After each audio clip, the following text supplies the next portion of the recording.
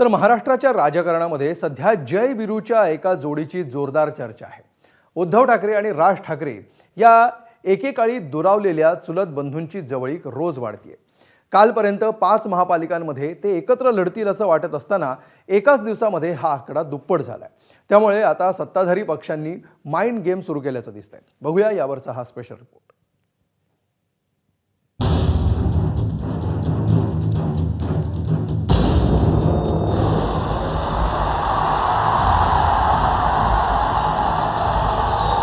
उद्धव ठाकरे राज ठाकरेचं अस्तित्व राजकीय अस्तित्व 16 जानेवारीला संपणार आहे।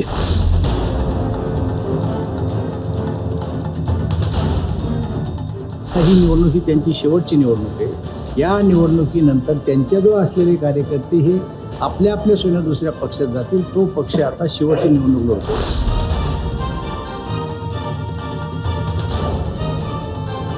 ही निवडणूक तशी शेवटचीच आहे। आजच्या घडीला त्यांच्या बरोबर यायला कोणी तयार नाही, कोणी त्यांच्यावर युती करायला तयार नाही। निवडणुकीत ते जर एकत्र आलेच तर काय होईल या प्रश्नाचं उत्तर एवढंच आहे, 0 अधिक 0 केलं तरी अंकशास्त्रात 0च होता।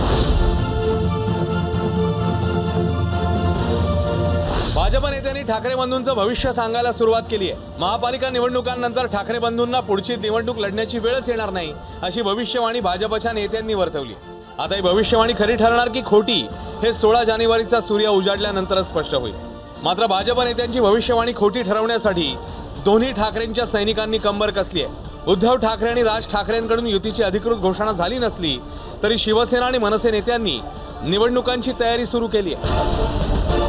मुंबई, ठाणे, कल्याण डोंबिवली, भिवंडी, मीरा भाईंदर, नाशिक, नागपूर, चंद्रपूर, अमरावती, अकोला या महापालिकांमध्ये ठाकरेंची शिवसेना आणि मनसे युती करून लढणार आहे। ठाकरे बंधूंची अधिकृत युती जाहीर झाल्यानंतर उद्धव ठाकरे आणि राज ठाकरे यांनी एकत्रित सभा घ्याव्यात अशी शिवसैनिक मनसैनिकांची इच्छा आहे आणि त्यामुळे अधिकृतरित्या युती जेव्हा जाहीर होईल तेव्हा उद्धव ठाकरे राज ठाकरे हे जिथे या पक्षाची ताकद आहे अशा ठिकाणी 6 ते 7 संयुक्त सभा घेतील। यामध्ये प्रामुख्याने मुंबई उपनगर, त्यासोबतच ठाणे, कल्याण डोंबिवली, मीरा भाईंदर, नाशिक, पुणे या ठिकाणी उद्धव ठाकरे राज ठाकरे एकत्रित सभा घेतील आणि तशा प्रकारचं नियोजन हे सुरू असल्याचं कळतंय। मुंबई आणि मुंबईलगतच्या प्रमुख महापालिकांमध्ये भाजप शिवसेनेची युती विरुद्ध ठाकरे बंधूंची युती अशी लढत होणार आहे। ठाकरे बंधू एकत्र आले तरी विजय महायुतीचाच असा फुल कॉन्फिडन्स भाजप आणि शिंदेंच्या शिवसेनेच्या नेत्यांकडून व्यक्त केला जातोय।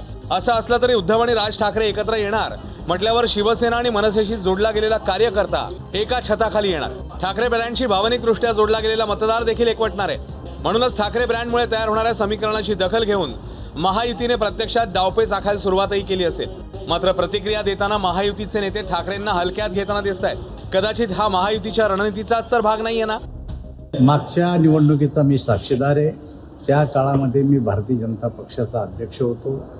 एकत्र सरकार चालवत असल्यामुळं आमच्या नेतृत्वाने निर्णय केला की महापालिका गेले अनेक वर्ष त्यांच्याकडे आहे आणि आपण एकत्र सरकार चालवतो तेव्हा त्यांच्याकडं ती महापालिका राहू द्याव आणि म्हणून ती महापालिका त्यांच्याकडे ठेवल्या गेली नसता मागच्याच काळात महापालिका ही भारतीय जनता पक्षाच्या ताब्यात आली। आता ही निवडणूक ही त्यांची शेवटची निवडणूक आहे। या निवडणुकीनंतर त्यांच्याजवळ असलेले कार्यकर्ते हे आपल्या आपल्या सोयीने दुसऱ्या पक्षात जातील। तो पक्ष आता शेवटची निवडणूक लढतोय। आता ही निवडणूक ही त्यांची शेवटची निवडणूक आहे। या निवडणुकीनंतर त्यांच्याजवळ असलेले कार्यकर्ते हे आपल्या आपल्या सोयीने दुसऱ्या पक्षात जातील। तो पक्ष आता शेवटची निवडणूक लढतोय।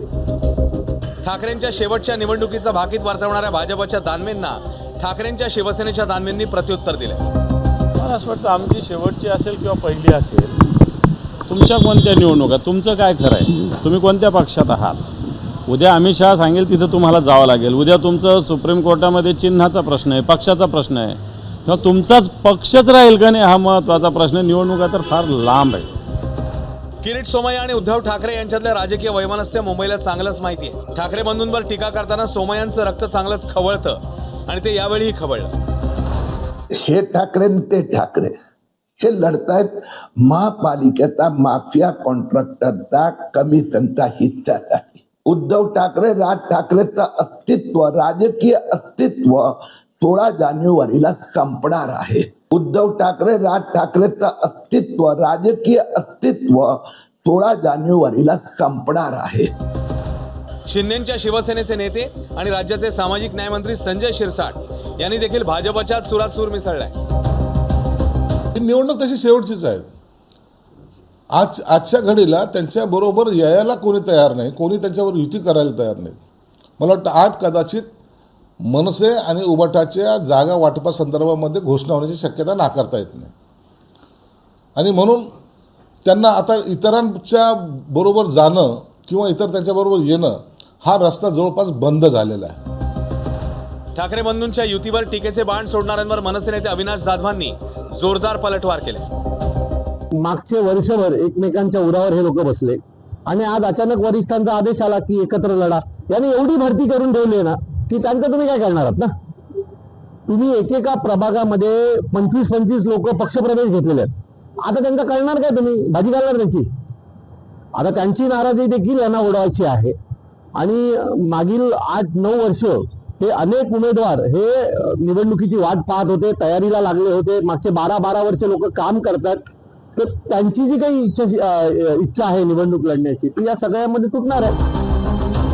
कुणाची भविष्यवाणी खरी करायची आणि कुणाला तोंडघशी पाडायचं हे मतदार ठरवणार आहे. तोपर्यंत प्रत्येक पक्ष स्वतःला सिकंदर म्हणत राहणार आणि प्रतिस्पर्ध्यांना बंदर म्हणत राहणार आणि जनतेचं मनोरंजन होत राहणार. ब्युरो रिपोर्ट, एबीपी माझा, मुंबई. एबीपी माझा, उघडा डोळे बघा नीट.